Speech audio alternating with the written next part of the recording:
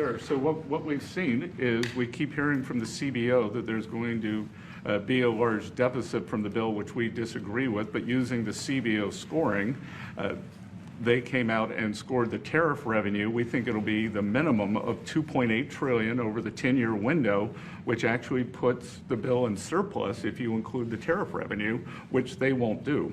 It gives you a tremendous surplus, but we're not allowed to use that. For some reason, they say scoring. Nobody knows what scoring means. Maybe a couple of people, but nobody. Somebody sits in the background. They say, well, we're not going to allow that.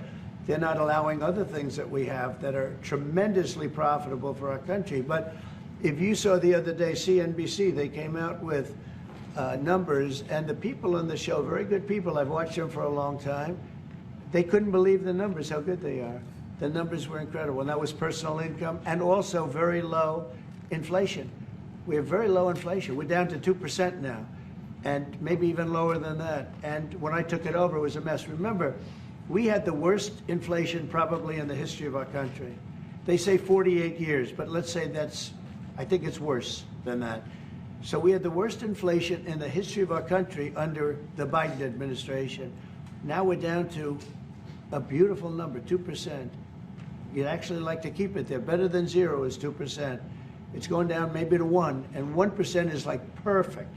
That's perfect. You don't want to have zero for certain reasons that nobody is very interested to listen to. But we have almost perfect inflation. Grocery prices are down.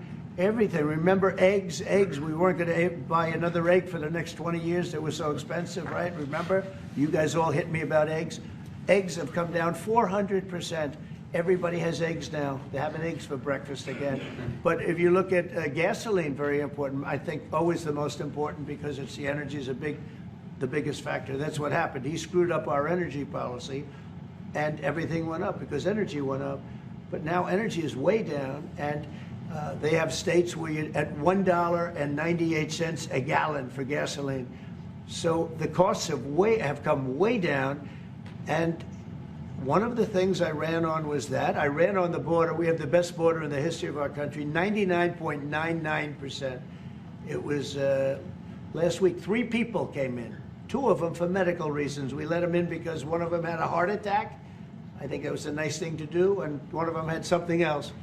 So we've never had, I had very good numbers for 4 years, but we really topped it. And I want to thank Christie and Tom Homan. They've done a fantastic job, but nobody mentions that anymore. Remember, a few months ago, the border was a total disaster. People were coming in by the hundreds of thousands of people a day, a week, a month. I mean, we had a month, 2 million people came in 1 month.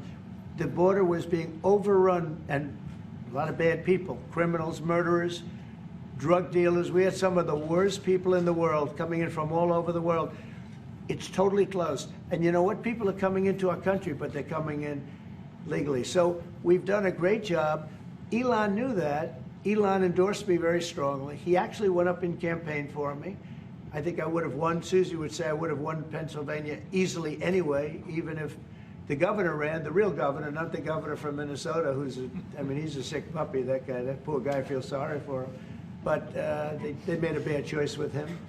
But if you pick Shapiro or anybody else, I spoke to him recently about his house being set on fire, which was terrible. But if they picked him, I would have won Pennsylvania. I won it by a lot.